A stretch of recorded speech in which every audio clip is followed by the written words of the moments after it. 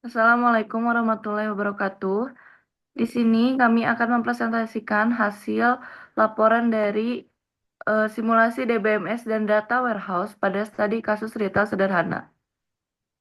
Sebelumnya di sini saya akan menginformasikan anggota kelompok dari kelompok kami. Yang pertama itu dengan saya sendiri, Putri Kalisa, dan ada rekan saya Lutfi Ajahra, lalu ada Nur Hikmah, serta ada Elsa Safitri. Lanjut langsung saja ke materi. Di era digital yang semakin kompetitif, industri retail dituntut untuk mampu beradaptasi dengan dinamika pasar yang cepat berubah. Kemampuan mengidentifikasi pola konsumsi, menganalisis performa produk, serta merespon tren penjualan serta real time menjadi penentu utama keberhasilan bisnis. Namun, banyak pelaku usaha retail yang khususnya yang berskala kecil dan menengah masih menghadapi kendala dalam mengakses dan memanfaatkan data secara optimal. Padahal data yang terkelola dengan baik dapat menjadi fondasi strategis untuk pengambilan keputusan yang lebih cepat, tepat, dan terstruktur.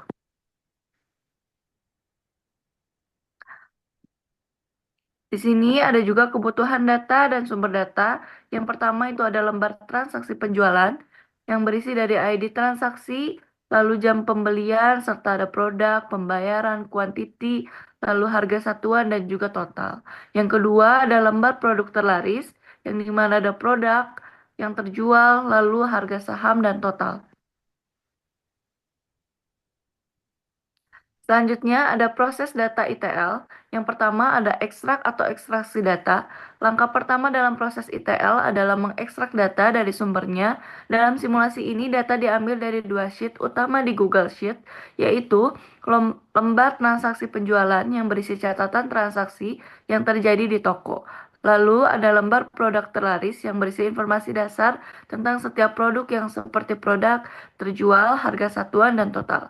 Lalu kedua ada transform, yaitu transformasi data. Setelah data berhasil diekstrak, langkah selanjutnya adalah transformasi data agar lebih siap untuk dianalisis.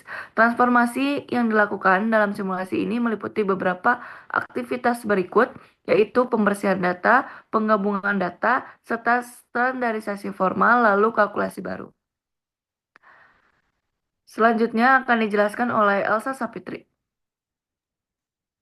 Oke, di sini ada hasil analisis dari data eh, tersebut. Di sini ada grafik batang, grafik lingkaran. Next. Ada juga grafik garis dan diagram batang vertikal. Next. Pembahasan dari analisis tersebut, dari analisis diagram tersebut, di sini ada diagram batang yang dimana menampilkan total penjualan yang dihasilkan oleh masing-masing kategori produk off-food. Kategori produk yang dianalisis antaranya nasi goreng kampung, kue tiaw goreng, nasi goreng seafood, nasi goreng tumpah saus. Diagram ini menunjukkan jumlah pembelian dari masing-masing produk makanan. Jadi beberapa produk memiliki jumlah pembeli yang sama, yaitu 4 kali pembelian, menandakan mereka adalah produk yang paling diminati, sedangkan produk dengan jumlah yang pembelian lebih rendah hanya dibeli 1 kali atau 2 kali, menandakan probabilitas pembelian rendah. Next. Di sini juga ada diagram garis. Terlihat dari grafik di atas menunjukkan sumbu X menunjukkan tanggal tanggal transaksi, sedangkan sumbu Y menunjukkan total pendapatan dalam ribuan. Terlihat bahwa nilai transaksi mengalami penurunan seiring waktu awal bulan memiliki transaksi tinggal hampir 200.000, namun menurun drastis di akhir bulan menandakan 0%. Dari hal ini perlu dilakukan strategi promosi atau penawaran khusus di akhir bulan untuk menjaga kestabilan penjualan. Metode pembayaran grafik lingkaran. Terdapat 2 metode pembayaran, yaitu cash, tunai, dan kris, yaitu digital. Dalam analisis tersebut memperlihatkan kris mendominasikan dengan 68,4% dari total transaksi, sedangkan cash hanya mencakupi 3,6%. Maka dari itu disimpulkan konsumen lebih memilih membayar dengan metode kris. Selanjutnya Lanjut akan dibaca. hikmah. Selanjutnya, yang keempat, pendapatan per produk, yaitu dalam diagram batang vertikal, menunjukkan jumlah pendapatan dalam ribuan rupiah dari masing-masing produk. Produk seperti siput tumpah menghasilkan pendapatan tertinggi sekitar 130 ribu rupiah. Produk seperti nasi goreng dan kue tiaw goreng memiliki pendapatan lebih rendah, yaitu sekitar 20-30 ribu rupiah. Diagram di atas menunjukkan produk seperti siput tumpah lebih diminati daripada nasi goreng dan kue tiaw goreng. Next.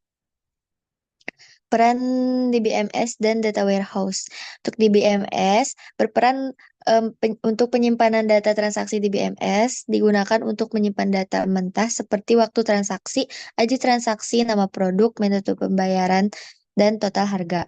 Semua data ini disimpan dalam bentuk tabel yang bisa diakses dengan cepat dan efisien, memungkinkan pengguna untuk mengelola data penjualan harian, mingguan, atau bulanan, dan juga mengetahui produk paling laris, menghitung proporsi metode pembayaran, menyusun tren penurunan atau kenaikan total penjualan. Untuk data warehouse, menggabungkan data dari sistem penjualan offline dan digital seperti kasir fisik dan pembayaran kris dalam satu sistem. Mendukung integrasi multi-channel sehingga bisa dibuat dashboard seperti pada gambar. Memberikan data jangka panjang untuk perbandingan performa antar produk atau metode pembayaran. Dan berguna untuk membuat laporan performa bulanan, tren pelanggan, dan prediksi penjualan ke depan. Selanjutnya akan dibacakan oleh saya, yaitu kelebihan dan kekurangan simulasi. Yang pertama itu ada kelebihan. Yang pertama itu tidak dikenakan biaya dan memungkinkan mengolah data transaksi secara rapi dan efisien.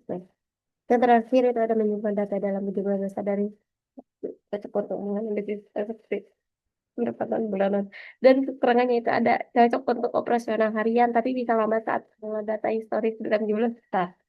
Dan yang terakhir itu ada pembuatan dan pemeliharaan menyimpan biaya dan keahlian teknis yang lebih tinggi.